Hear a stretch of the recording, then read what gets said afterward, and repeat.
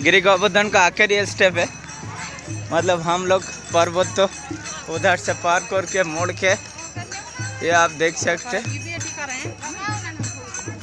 फिर इधर जा रहा हूँ, ये पर्वत को मोड़ रहा हूँ अभी।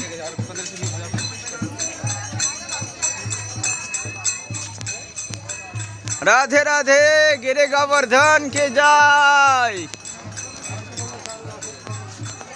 गोवर्धन महाराज की जय।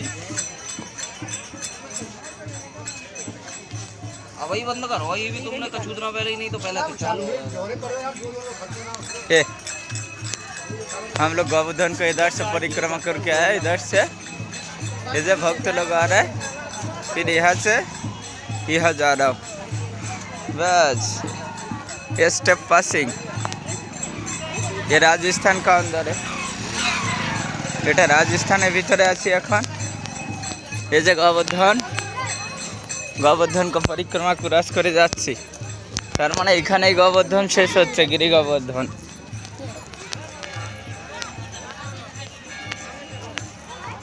এক মাথা থেকে অন্য মাথায় চলে এসেছি। হাফ হলো, হাফ অর্ধেক পরিক্রমা হয়েছে, এখন বাকিটা হবে